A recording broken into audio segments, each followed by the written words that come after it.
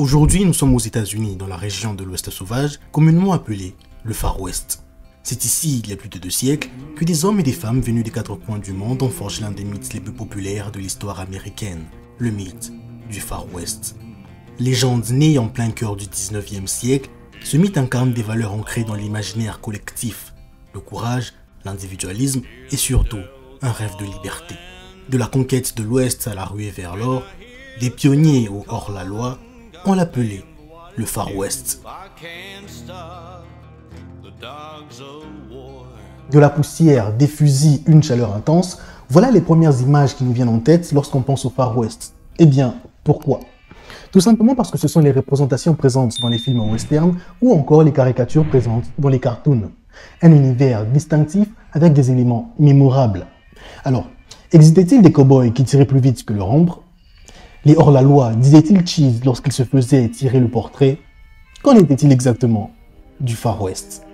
Vaste région située dans l'ouest des États-Unis, le Far West est connu pour son hostilité, notamment au 19e siècle lors de la conquête de l'Ouest. Cette région regorge d'histoires et de légendes que la littérature et les écrans se feront un plaisir de reprendre. C'est cette ambiguïté constante entre mythe et réalité qui a fait et qui continue de faire la force du Far West, et ce, depuis les années 1800. Aussi invraisemblable que cela puisse paraître, parmi les artisans de cette légende figure Mark Twain, l'auteur du roman Les Aventures de Tom Sawyer. Avant de devenir un monument de la littérature américaine, Mark Twain travaillait pour le Territorial Enterprise, qui n'est nul autre qu'un journal de Virginia City. Il y tenait une chronique haute en couleurs, souvent inspirée de faits locaux ou de récits de comptoir, et certains disent de son imagination. Petite information intéressante, le roman Les Aventures de Tom Sawyer se déroule aux alentours des années 1840, tout juste avant la guerre de sécession. Mais le plus grand apport au mythe du Far West vient de cet homme. William Frederick Cody, plus connu sous le nom de Buffalo Bill. Il parcourut les États-Unis et l'Europe avec des spectacles grandioses représentant le Far West, courses de chevaux ou encore attaques indiennes. Il exporte une vision romancée et spectaculaire du Far West, celle qui deviendra le cliché universel. C'est ainsi que naquit le grand mythe du Far West. Il est plutôt difficile, voire impossible, de parler du Far West sans mentionner la conquête de l'Ouest, puisque c'est dans ce cadre historique que se sont déroulées la quasi-totalité des événements marquants du Far West. Braquage de banques, pillage de trains ou encore les guerres indiennes contre l'armée américaine. Tout commence en 1803.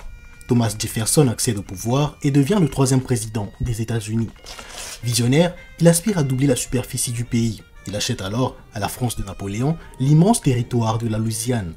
Bien que cela ouvre la voie à l'exploration des régions ouest des États-Unis, c'est pourtant avec l'idéologie du destin manifeste que commence la conquête de l'Ouest. Le destin manifeste est une idéologie selon laquelle les États-Unis auraient une mission quasi divine, celle de propager leur civilisation vers les régions ouest du pays. Si au 19e siècle cela se limite à la région ouest des États-Unis, à partir du 20e siècle, cette idéologie s'étend au reste du monde, jusqu'à aujourd'hui. Ainsi, poussé par le destin manifeste, toujours dans le contexte de l'expansion vers l'intérieur des États-Unis, que la découverte de l'or va tout chambouler. Les découvertes qui suivront plus tard provoqueront des grands mouvements de migration. Ces populations venues des États-Unis, d'Europe ou encore d'Asie seront surnommées les 49ers en raison de leur arrivée en 1849. Vous l'avez compris, c'est le début de la ruée vers l'or. La ruée vers l'or est intimement liée à la conquête de l'Ouest. On pourrait mieux dire, c'est l'étincelle qui a mis le feu aux poudres. Car avant l'or, le Far West n'est qu'une terre lointaine, vaste et peu cartographiée. Lorsque l'or est découvert en 1848, l'Ouest devient une obsession nationale. Ce n'est plus un territoire lointain, c'est désormais un Eldorado. Mineurs, commerçants, aventuriers, tout le monde accourt vers la région afin d'avoir de la chance de trouver de l'or.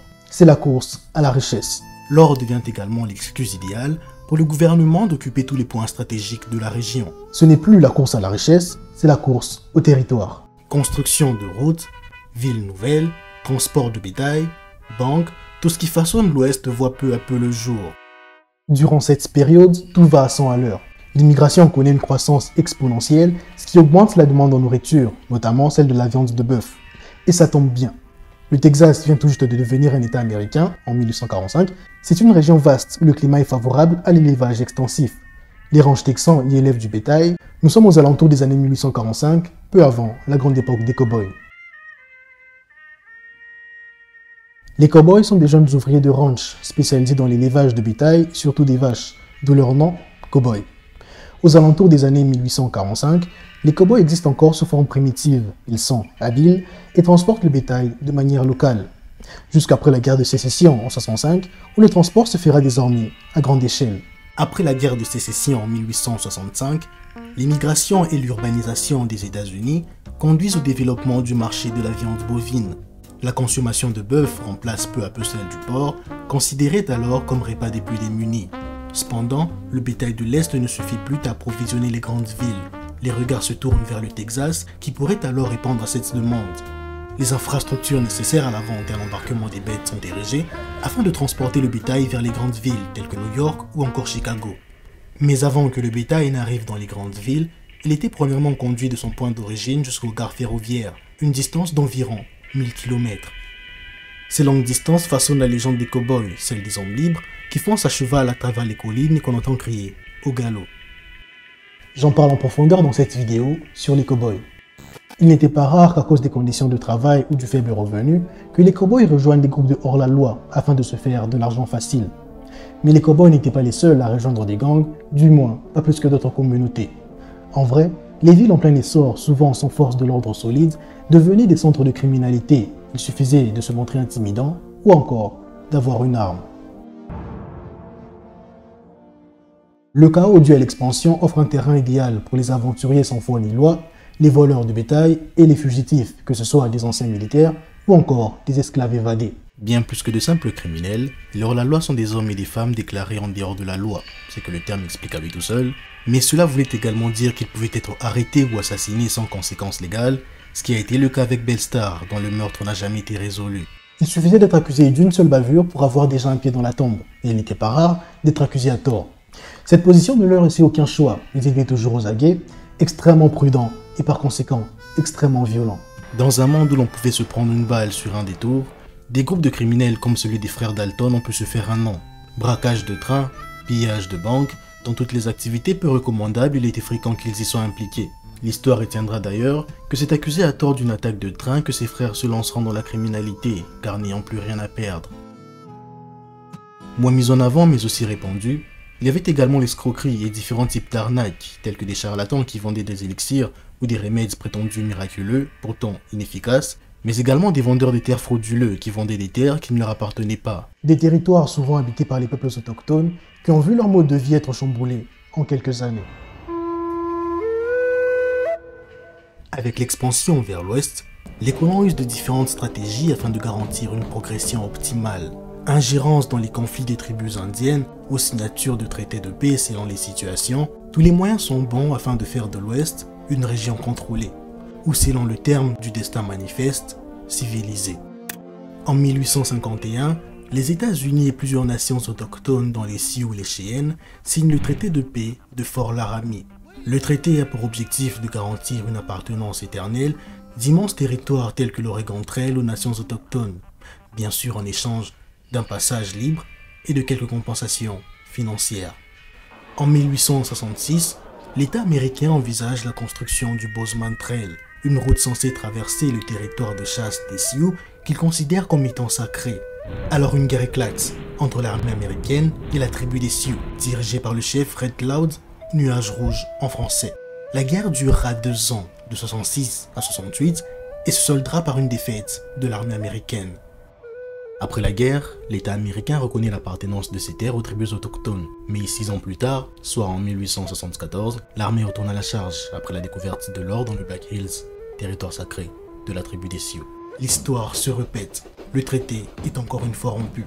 Mais si cette fois-ci Red Cloud choisit la voie de la diplomatie, ce ne sera pas le cas des chefs Crazy Horse et Sitting Bull. Sitting Bull qui mènera la guerre de Little Big Horn face aux forces du général Custer. Mais bataille après bataille, progressivement l'armée américaine gagne du terrain, tandis que les tribus autochtones voient leur effectif diminuer de manière drastique. Les batailles sont plus brutales et sanglantes, et en 1890, le massacre de Wounded Knee marque symboliquement la fin des guerres indiennes contre l'armée américaine. En 1890, l'État américain annonce à sa population que les premiers habitants du continent sont placés sous contrôle militaire dans des réserves. La résistance s'est éteinte. À la fin du 19e siècle, le Far West s'éteint à petit feu.